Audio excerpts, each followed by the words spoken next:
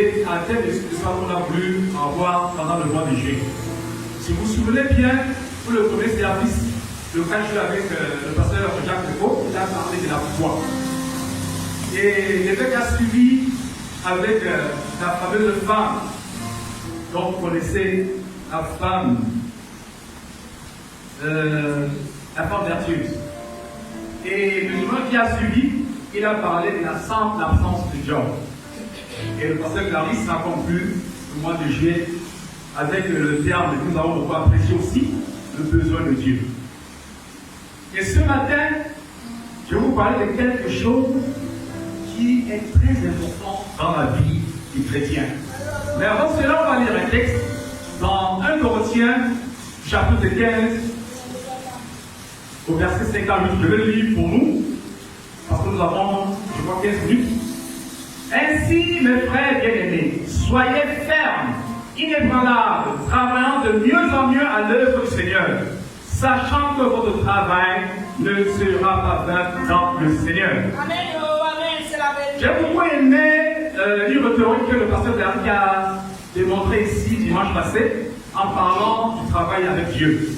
Elle disait que dans l'organisme de l'Église, les demandes d'emploi ne sont jamais rejetées. Donc vous êtes en principe engagé. Et également, dans la maison de Dieu, il y a toujours des postes à pourvoir. C'est le seul organisme que vous allez voir dans le monde. Et le thème pour lequel je veux parler ce matin, c'est l'engagement. L'engagement. C'est quoi ton engagement? C'est être lié à une ligne de conduite, à une personne, à un groupe de personnes, à une entité, à une église. Vous voyez que les thèmes dont j'ai élevé tout à l'heure, si vous n'avez pas l'engagement, dont je parlais de la foi, quand vous regardez la foi vertueuse, tout ce qui est réalisé, c'est parce qu'il avait l'engagement. Et dans la Bible, il y a plusieurs passages qui parlent de l'engagement. Et pour moi, la Bible, c'est vraiment un pédagogue, la Bible. La Bible nous parle de plusieurs passages. L'aspect, c'est-à-dire que l'engagement peut se retrouver, n'est-ce pas, dans la vie chrétienne, dans différents aspects. Dans ton travail, dans ton lieu de service, dans la famille, sûrement tu as des engagements parmi tes voisins, parmi tes employeurs, dans la vie, dans l'église même, tu as des engagements, même par rapport à ta santé. Mais il y a quelque chose de très important par rapport à l'engagement. On peut être engagé à tout, mes bien-aimés, à tout dans la vie. Mais si nous n'avons pas un engagement envers le Seigneur, c'est que nous avons manqué ce que c'est que vraiment l'engagement.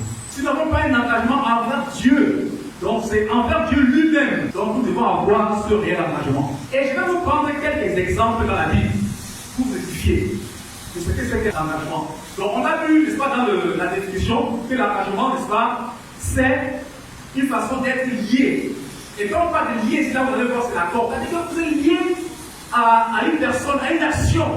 Donc malgré, n'est-ce pas, tout ce qui peut arriver, vous devez être lié à cette action-là ou à une personne. Et je vais vous donner des exemples dans la vie des personnes qui ont des engagements. Vous connaissez très bien l'histoire d'Abraham. Dans le livre de Genèse, chapitre 22, verset 2 au verset 3. C'est une longue histoire, vous le connaissez. Abraham était prêt à sacrifier son fils béni. Mais pourquoi est-ce qu'il a fait ça? Il avait un engagement qu'il avait pris avec Dieu jusqu'à arriver au sacrifice de son fils. Il avait attendu pendant des années, mes bien-aimés. C'est dans sa vieillesse qu'il a eu cet enfant. Mais à la fin, le Seigneur lui dit de sacrifier cet enfant. Mais c'est parce qu'il avait un engagement avec Dieu. Le deuxième exemple, c'est par rapport à David. David, dans le livre de 2 Samuel, chapitre 23, versets 15 à 17. David, à un moment donné, pendant la guerre, il avait soif et il voulait boire. Et vous savez, pour aller trouver cette eau-là, il fallait traverser les ennemis. Et pendant qu'il avait soif, il avait 3 collaborateurs qui ont pris le risque d'aller chercher cette eau-là. Et je vous dis, pour aller prendre l'eau, c'était aller risquer de périr. Ils pouvaient bien mourir. Mais parce qu'ils avaient un engagement vis-à-vis de David, parce qu'ils avaient pris la décision de servir David, ils ont pris ce risque de pouvoir aller prendre cette eau. Le troisième exemple, c'est Ruth. Par rapport à Naomi, vous connaissez l'histoire de Ruth et Naomi. Malgré qu'elle ait perdu son mari, elle s'est attachée à sa belle-mère. Ce n'est pas facile. Je crois que dans la story, vous avez beaucoup de choses. Quand ils sont en situation, sûrement, la belle-fille devait partir, se débrouiller ailleurs. Mais elle s'est attachée à cette belle-mère-là. Parce qu'elle avait pris l'engagement de vivre dans cette famille-là. Vous voyez pourquoi je parle avec la situation de lier. Donc, malgré toutes les turpitudes, malgré toutes les situations, n'est-ce pas, Ruth a été liée à Naomi. On va prendre un exemple dans le livre de Josué, chapitre 24, au verset 15. Vous voyez, Daniel, quand il était dans le royaume, on lui a proposé des mets, du bon vin, un bon plat. Mais comme il avait pris un engagement avec Dieu, donc vous voyez un peu la séduction, hein, on lui avait proposé un bon vin avec un bon plat. Mais parce qu'il avait pris un engagement avec Dieu, il a refusé, n'est-ce pas, de manger ce plat. Et ce cas, c'est terrible, vous savez ce qui s'est suivi après. Et toujours dans Daniel 3, du verset 13 au verset 18, vous connaissez ces trois compagnons, Shadrach, Meshach et Abednego. On avait bâti une statue dans le royaume et il fallait que tout le monde adore cette statue-là. Celui qui ne devait pas adorer la statue devait être tué, le bien-aimé. Il dit bien, devait être tué. Mais les compagnons de Daniel, avec l'attachement qu'ils avaient vis-à-vis de Dieu, ils ont préféré la mort. Mais je peux vous dire, n'est-ce pas, le verset en question, pour mieux vous édifier. Écoutez ce que les compagnons de David disent. Ça, c'était après les menaces. Ils disent, Shadrach dit, Meshach et Abednego, répliquez au roi de Nebukadnezar. Nous n'avons pas besoin de te reposer là-dessus. Voici notre Dieu que nous servons peut nous délivrer de la fournaise ardente et nous dévoilons de sa main. Mais c'est le verset de celui-là qui m'intéresse. Il dit, sinon sache au roi que nous ne servirons pas des dieux et que nous n'adorons pas la statue d'or que tu as élevée. Le bien-aimé, ça fait un attachement, croyant en Dieu. Il n'avait pas peur de la mort. Il savait cet engagement. Il était lié à Dieu. Et c'est la raison pour laquelle son ce risque de ne pas adorer cette statue d'or. Parce que ce n'était pas dans leur conviction d'adorer une statue d'or. On va également continuer avec un autre exemple. Là, on viendra maintenant dans le Nouveau Testament avec Paul. Paul que vous connaissez tous, le grand apôtre Paul. Dans 2 Corinthiens, chapitre 12, au verset 15. Quand vous regardez cette histoire de Paul, je crois également, c'est un verset qui m'a intéressé quand je le lisais. Je crois qu'on en parle souvent par rapport à ce Paul, qui dit, n'est-ce pas, hein, ces choses étaient pour moi des gains, je les ai regardées comme une perte à cause de Christ. Ça, c'est le verset 7. Le verset 8 dit, et même je regarde toutes ces choses comme une perte à cause de l'excellence de la connaissance de Jésus-Christ, mon Seigneur, pour lesquels j'ai renoncé à tout. J'ai renoncé à tout. Donc, quand on a engagé, quand on est chrétien, on renonce à tout, à toutes nos anciennes pensées, à toutes nos anciennes façons de faire. Donc, Paul dit qu'il regarde ces choses-là comme de la perte, et je les regarde comme de la boue, afin de garder Christ. Quel engagement me délivrer. C'est très facile de le dire, mais il faut avoir le Saint-Esprit qui puisse nous aider.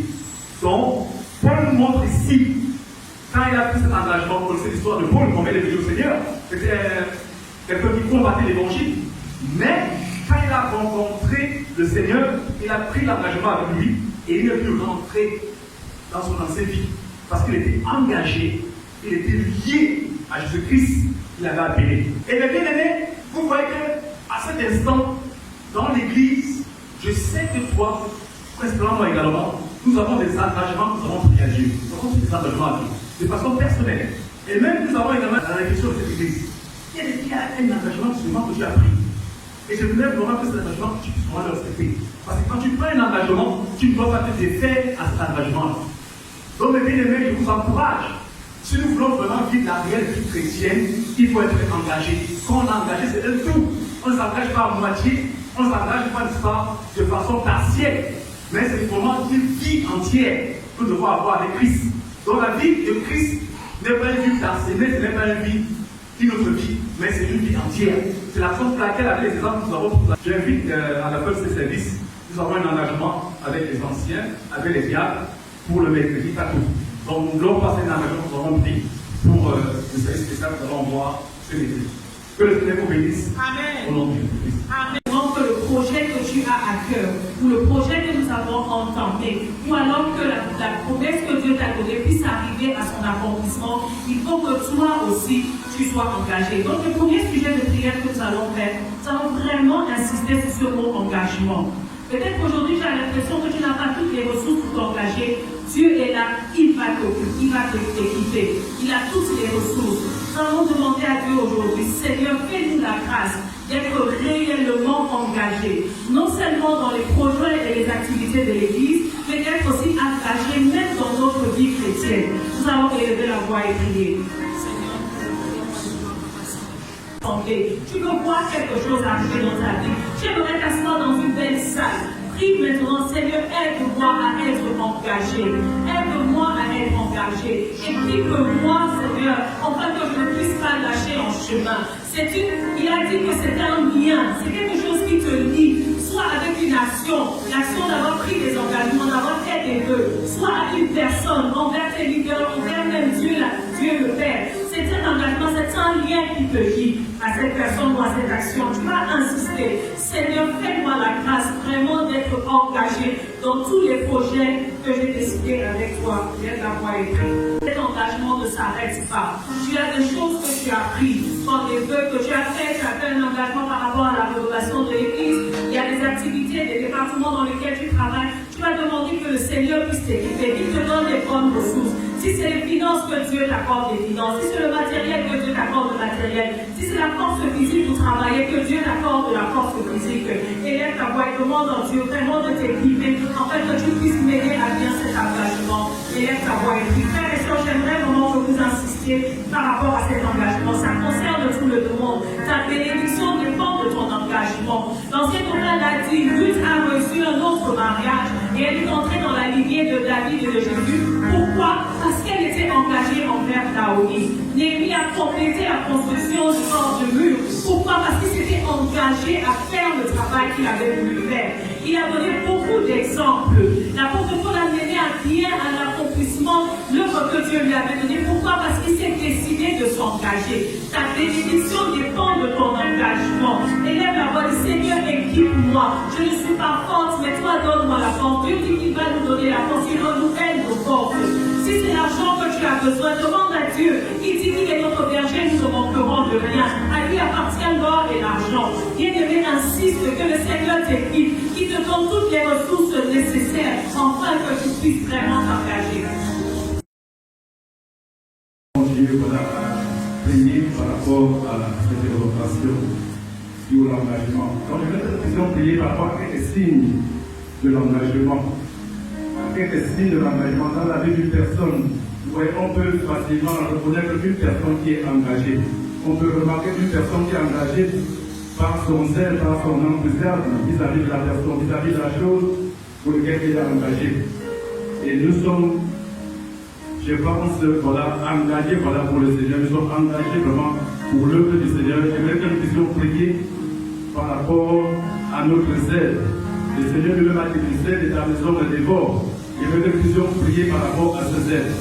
Nous voulons que le zèle de la maison de l'Éternel puisse nous déverrouiller tous. Nous avons demandé cela à Dieu, Seigneur.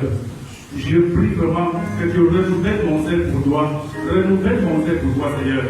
Renouvelle notre zèle pour toi. Je veux être de nouveau, Seigneur, zélé pour toi. Je veux être à nouveau zélé pour ton œuvre. Les bons nous partirons ensemble au nom de Jésus-Christ. Et pour notre Dieu, nous allons prier par rapport à notre consécration. Une personne qui est engagée doit être consacrée. Il doit être disponible voilà, pour l'œuvre du Seigneur. Et maintenant, nous allons encore prier pour notre disponibilité. Ici, là, on va commencer les travaux. Il faudrait que tous ceux-là qui sont disponibles, voilà, prennent part voilà, aux travaux de rénovation de notre salle aussi. Et nous allons prier pour notre disponibilité pour le Seigneur, pour notre consécration. Nous allons demander, Seigneur, fais-nous la grâce d'être disponible pour toi. Aide-moi, prie pour toi, prie pour quelqu'un. Seigneur, je veux être disponible pendant cette saison. Pour ces 6 derniers mois, Seigneur, je veux être disponible pour toi. Accorde-moi la grâce d'être disponible, d'être vraiment à nouveau consacré, Seigneur, à toi. Prions ensemble au nom de Jésus.